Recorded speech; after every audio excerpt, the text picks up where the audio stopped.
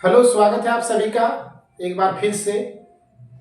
और आज हम लोग फिर से प्रोटेक्निक जो प्रीवियस ईयर में पूछा गया था क्वेश्चन पर डिस्कस करेंगे। और आज हम लोग एपी के क्वेश्चन पर डिस्कस करेंगे जो प्रोटेक्निक 2023 में पूछा गया था। तो चलिए देखते हैं एपी में किस प्रकार का क्वेश्चन पूछा गया था। तो अर्थमेटिक प्रोग्रेशन में दो क्वेश्चन पूछा गया था और दो क्वेश्चन ये रहा। तो पहला क्वेश्चन देख लेते हैं क्या पूछ रहा था कि the seventh term of an AP is 40। मतलब एक एपी का जो सातवां पद है वह 40 दिया हुआ है, ठीक है।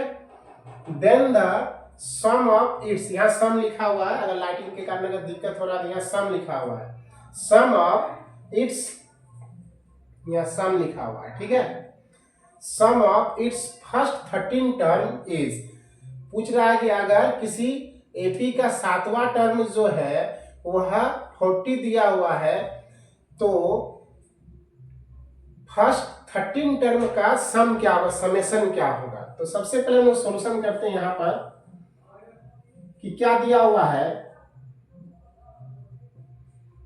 गिवन दैट, क्या दिया हुआ हम लोग के पास कि सेवेंथ टर्म कितना दिया हुआ है, 40 दिया हुआ है, ठीक है।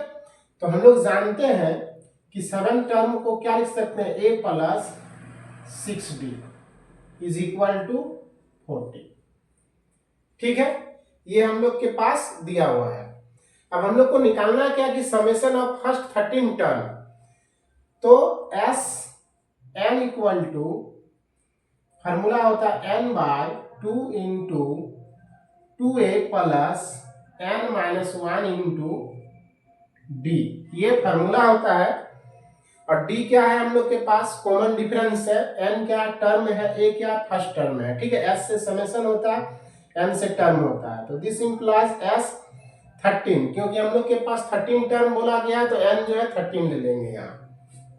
तो हो जाएगा ये 13 बाय 2 और ये हो जाएगा 2a प्लस एन क्या है 13 में 1 गया तो हो जाएगा ये 12, डायरेक्ट लिख सकते हैं 12d, ठीक है।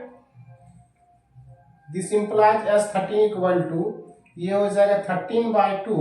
अगर देखेंगे कि दोनों में 2 कॉमन आ जा रहा है, ठीक है, 2 कॉमन ले लेंगे तो इसमें बचेगा a प्लस 6d, ठीक है। अब ये 2 और ये 2 क्या हो जाएगा, कैंसिल आउट हो जाएगा और ये 13 हो जाएगा इंटू a प्लस 6d है। और a प्लस 6d का वैल्यू हम लोग के पास दिया हुआ है, यहाँ पर क्या दिया हुआ है 40, तो यहाँ हो जाएगा 40। अब इसको केवल क्या करना है, मल्टीप्लाई कर देना है। लास्ट में जीरो क्या है, सब में जीरो, ये तो ऑप्शन होगा नहीं। तो हो जाएगा 0, 4 तिया 12 के 2 हाथ में 1 4 और 1 5, हो जाएगा 520। इसका करेक्ट आंसर हो जाएगा जो ऑप्शन नंबर ए में दिया गया है, ठीक है। 13 चौक 52 हो जाएगा 520। इस तरह से इस क्वेश्चन को आसानी से हम लोग सॉल्व कर सकते थे, ठीक है।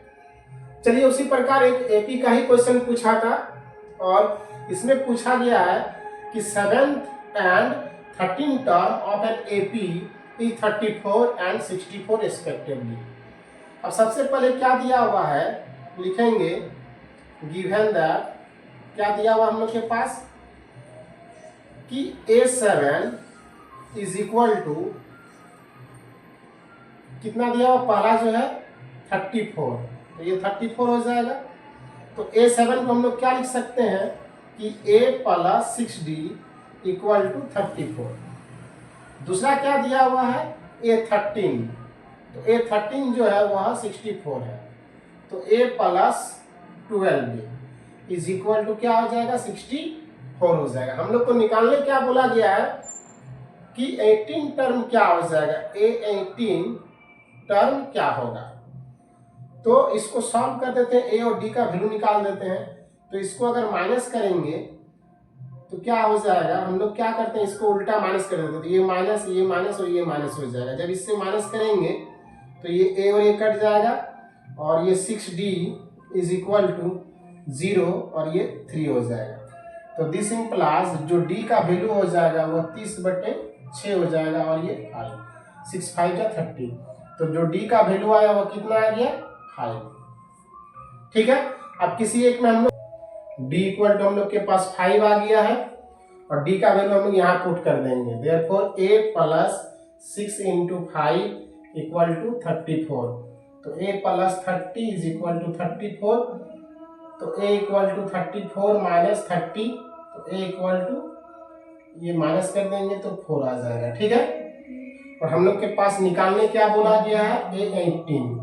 तो a18 equal to a plus 17d हो जाएगा, और a का वैल्यू हम लोग के पास दिया हुआ है 4, और ये 17 इंटू 5, ये 4 प्लस 85, और इसको करेंगे तो हो जाएगा 89। a18 का जो वैल्यू हो जाएगा 89 हो जाएगा, जो ऑप्शन नंबर सी में हम लोग का दिया हुआ है। ठीक है, तो इस प्रकार इस क्वेश्चन को हम लोग आसानी से सॉल्व कर सकते थे। तो चलिए देखेंगे फिर आगे नेक्स्ट वीडियो में कुछ दूसरा टॉपिक्स पर क्वेश्चन। धन्यवाद।